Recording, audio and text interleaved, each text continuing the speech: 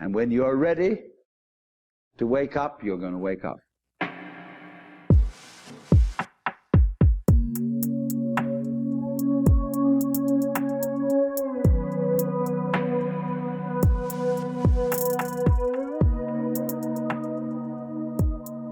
Hey guys, welcome back. My name is Natalie, and this week we have Billy Stanley on the show. He is the author of The Faith of Elvis. Billy is actually Elvis Presley's stepbrother. And I'm a huge Elvis fan, and I like to read all the books that come out about him, so I picked his book up, not even thinking that it would be related to near-death experiences anyway. I'm reading along, and he started to go into this story where he has a near-death experience, and he's greeted by Elvis Presley on the other side.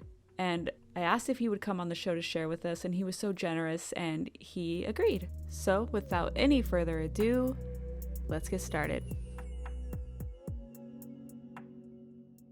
My name is Billy Stanley. I was born in Yokohama, Japan. Everybody says, why there? Because my dad was military career.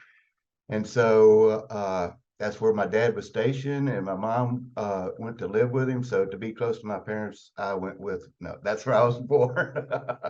I was born in Yokohama, Japan, and everybody likes to say, oh, made in Japan. Yes, I was. I lived there for about 6 months, and then we traveled all over the place. Like I said, my father was career military. My two younger brothers were born in various.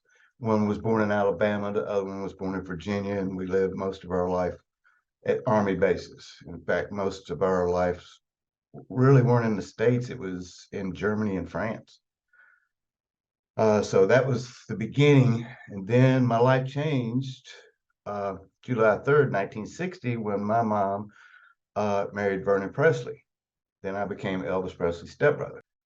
It was May 19th, 2018. It was a Saturday, and it was just like any other day. I mean, I had noticed all during the week I'd been having chest pains, but I just thought, oh, that's indigestion. You know, I never thought about a heart attack or anything like that.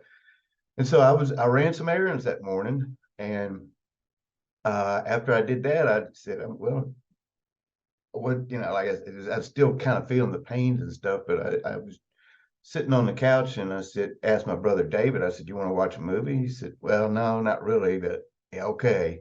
Which I'm glad he did, and we'll find out here in a little bit. So I'm sitting there watching this movie, and I just said, I think I'm going to take a nap. And that was it. I mean, and then the next thing I know, the best way to do it is say this is, that's when I suffered a heart attack, stroke, and seizure. I had all three. Now, I don't recall any of it because my brother said I started flopping around, and all of a sudden, then I planked. I was foaming at the mouth, and all of a sudden, I planked, and then I just went limp. Now, he started freaking out. He's calling my wife and her daughter, and both daughters come run upstairs and started CPR on me, brought me back. But the whole time this was going on, the only thing I remember, here's what I remember. It was sitting there watching TV, and next thing I know, I'm standing, which I associate with most people that's been on airplanes.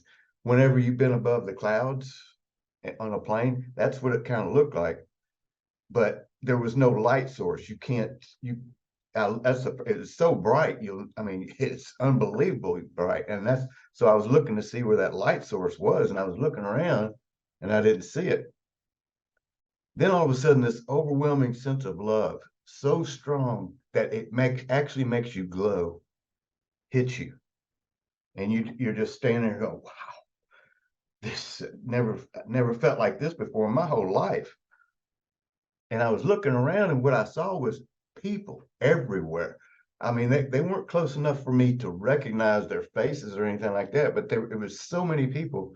I've never seen that many people before in my life. It was that's how big it was. I was just looking around, I could see them, and it kind of looked like some of them were maybe looking at me and stuff, but most of them were just kind of talking to themselves.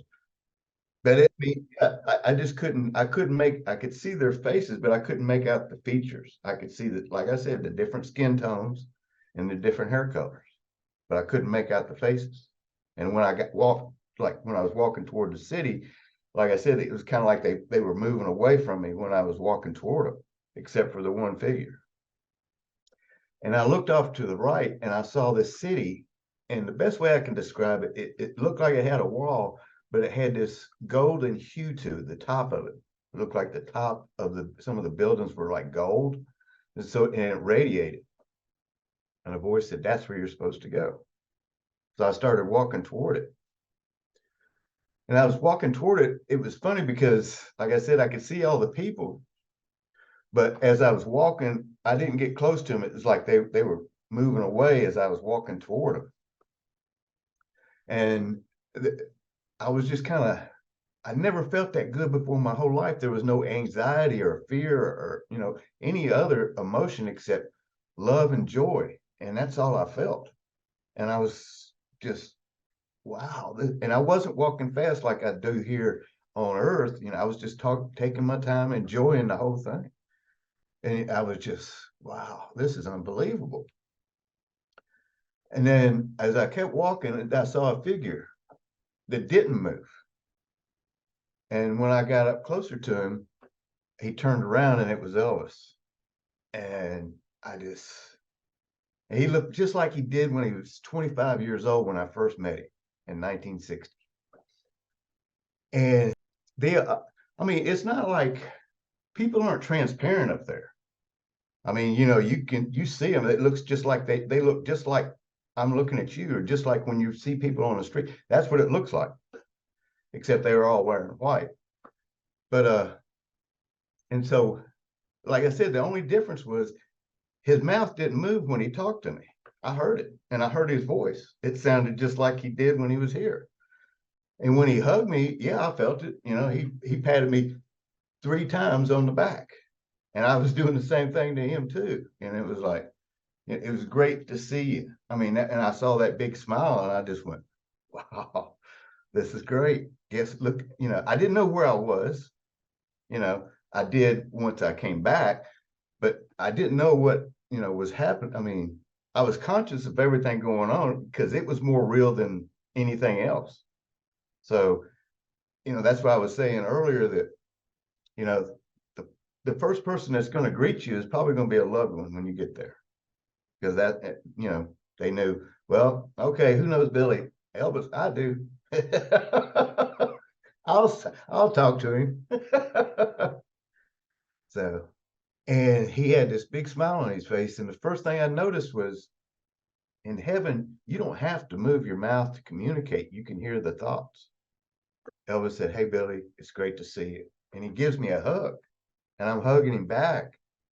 And as I release him, I'm about to say something, but then all of a sudden, it was like in the cartoons, how they used to close in on a figure and then they just fade to dark. And that's what was going on. And I was looking at Elvis, and I was starting to get a little bit afraid. And that's when he looked at it. And he looked at me, he said, "Tell my family, my friends and fans, I love them. I'll see them when they get here." I said, "Okay." And then I heard another voice that said, and I know who it was, said, "No doubt, no fear." It was a very commanding. I'd heard this voice before. I knew that was God. And now the great thing about God is he doesn't have to explain anything to you when he talks to you. You know it immediately what he means. So no doubt, no fear is no doubt there is a heaven, and no fear, this is where you'll be. And that was it. I came to, and I'm looking at everybody standing above me, because they pulled me off they tried to give me CPR on the couch, but it wasn't working. The people of 911 said, "No, you got to put him on a hard surface." And I was gone for 10 minutes. I was dead for 10 minutes, but that felt like only seconds, and that's what I always tell people when they say that we can't fathom eternity. Our minds just can't fathom that. Well, there's no sense of time or anything else in heaven. So you don't have to worry about, well, what am I going to do? Trust me, there's going to be plenty to do. Don't worry about that. And so I didn't tell anybody what happened. I was trying to get up off the floor, and they said, no, the paramedics are coming. I said, "What do you mean the paramedics are coming?" And they said, "No, just lay right here." So they put me on a gurney and took me to the hospital. and they ended up putting a stent in my heart. I had blockage on one, it's an artery behind your heart called the widowmaker.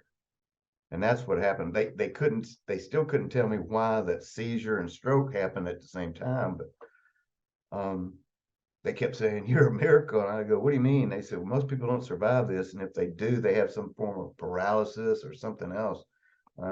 I can walk out of here right now if you want me to, because I don't like hospitals at all.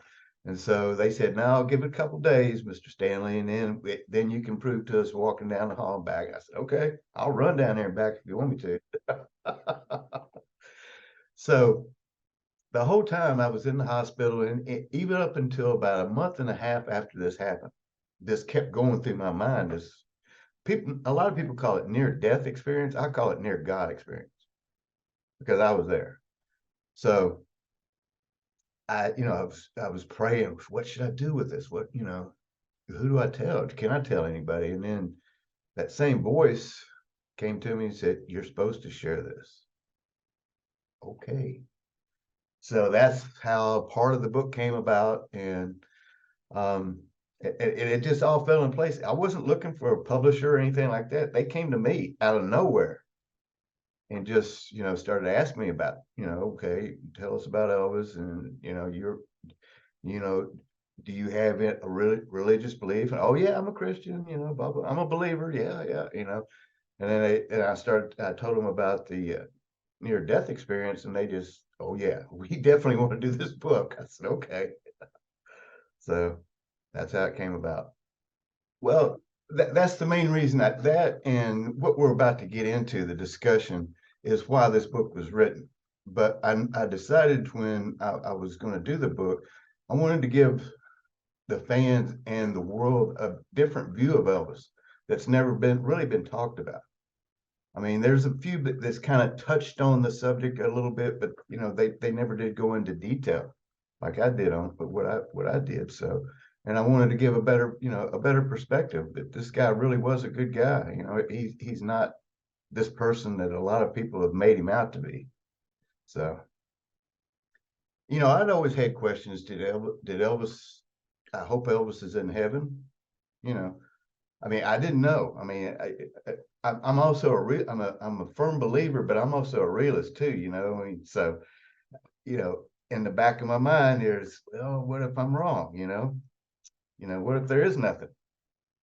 But then when that happened, it was, this is real. It's very real. I can promise you, it's more real than me and you sitting here talking right now.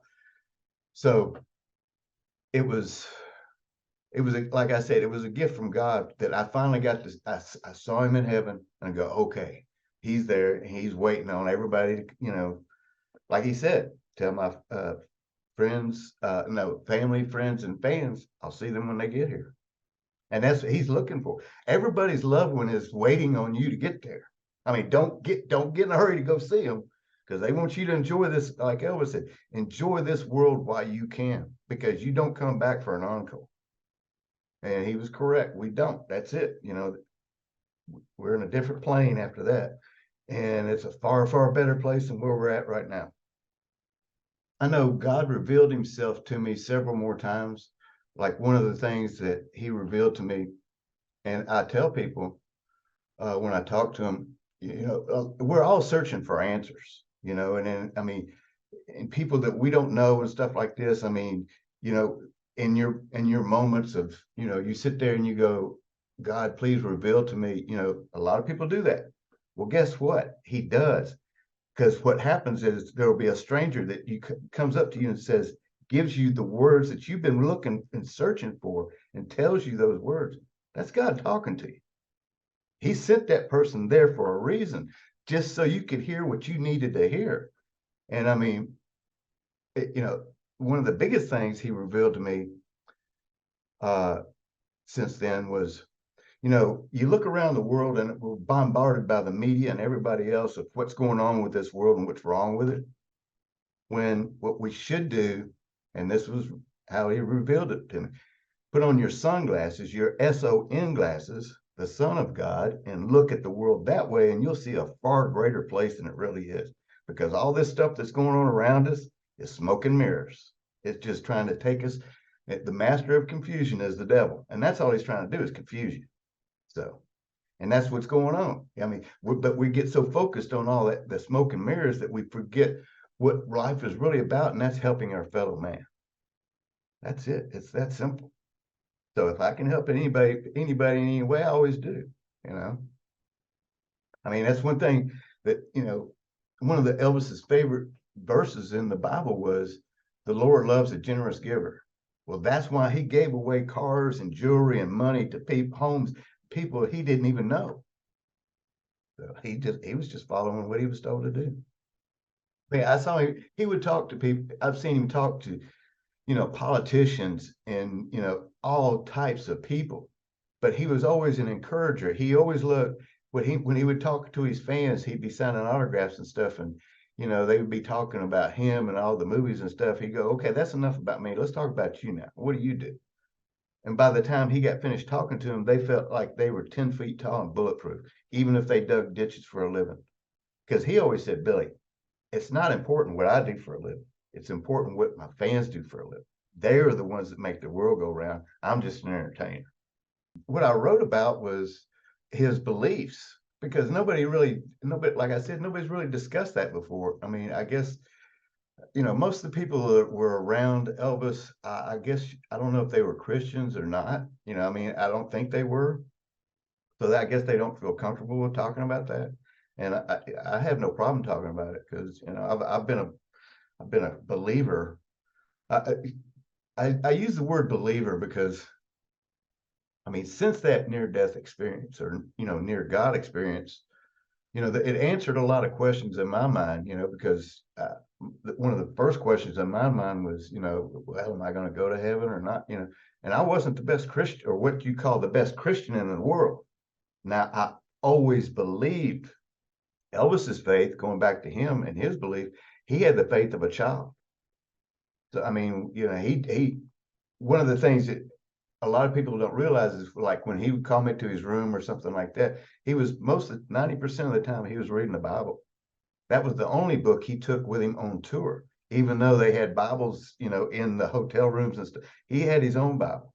And when I say his own Bible, he had underlines, he had highlights, he wrote notes, he put everything in that Bible. And it was like, whoa, he was, you know, he read it almost every day. So people always want to know, well, how did he deal with these tragedies and stuff in his life?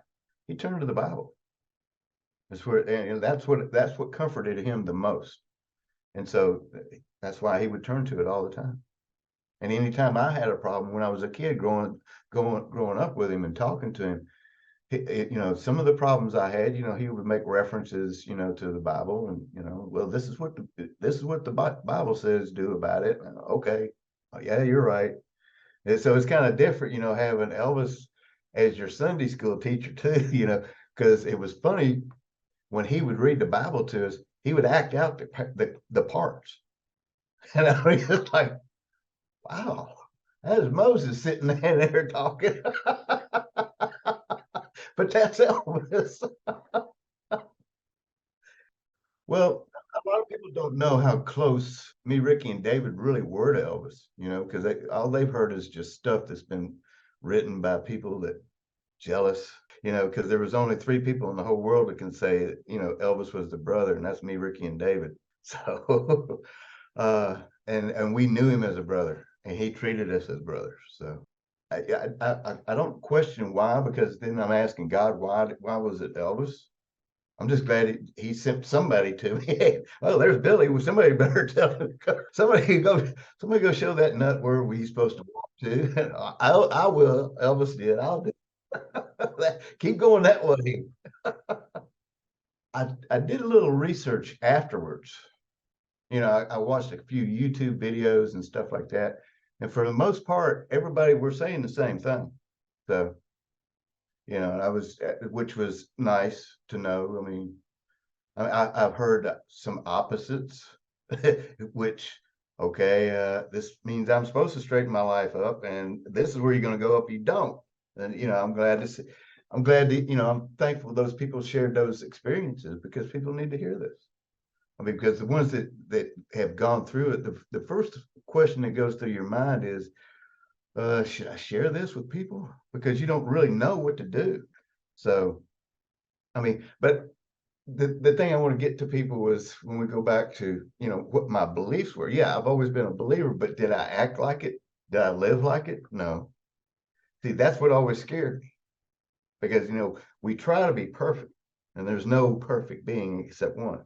That's been my message. It's kind of what I've shared with people when I came back, because God wanted me to share it and let everybody know it's not as complicated as everybody's trying to make it out to be. I mean, it took that for me to realize why I'm here. Before we let you go, as a true Elvis fan, it would be irresponsible for me to let you leave without at least one Elvis story. Do you have one that sticks out in your mind? I've got so many of them. I guess this one memory right here is the one that, when I think about Elvis, this is what I think about. So give me a second here, because I get emotional over this one. Elvis wanted to go riding around Memphis one day. And one of the biggest misconceptions was Elvis was locked up at the house. No, he wasn't. When he was in Memphis, he rode around. That's what he would do. He'd get on his motorcycle and ride around, or he'd get in a car and go riding around pretty much every day. So I just happened to be sitting in the den with him, in the den watching TV. He said, "Let's go for a ride, Billy." Okay, let me go get your wallet, because he never carried his wallet with him. So I ran up and grabbed it, put it in my briefcase, and got in the car with him. And we're riding around downtown just talking about sports and life in general. And we passed this homeless man. It looked like a homeless man. And Elvis sees him, and he does a U-turn. As he's making the U-turn on the street, he says, "Hand me that money." I said, "How much?" Now, when I talk about Elvis's wallet, it was so thick you couldn't bend it. So he said, "All of it." And I'm, okay. So I handed it to him. He kind of tucks it down between his legs, and we pull up. He rolls the window down. And the gentleman just kind of looks at "Mr. Presley?" He said, "No, please call me Elvis." He said, "Elvis Presley?" He said, "Yes, sir." And he started going off, at one time I had all your records, and I've seen all your movies, and, I've been a big fan of yours. And, Elvis, that was nice, but he'd rather turn the conversation around, and that's what he did. He said, "Okay, enough about me, sir." He said, "What about you? What's going on with you?" He said, "Oh, I'm just a little bit down on my luck. I'm walking down here to the unemployment office and try to get a job." And I was just sitting there listening to him, and he said, "Well, sir," he said, "I'm gonna promise you something." He said, "Your luck is about to change." And he reached out to shake his hand. When he did, he had that money in it. And the guy looked at it, he said, "No, I can't take that. I can't take that." He said, "Sir, that's my way of repaying you for watching all those silly movies and buying all those records." He said, "God bless you, Mr. Presley." And Elvis looked at him and said, "Sir, he already has." I'm sitting in a car just like I am right now. If people could see this guy. So, sorry, I get a little choked up. Whenever I tell these stories, it's like I'm seeing home movies. So I relive it.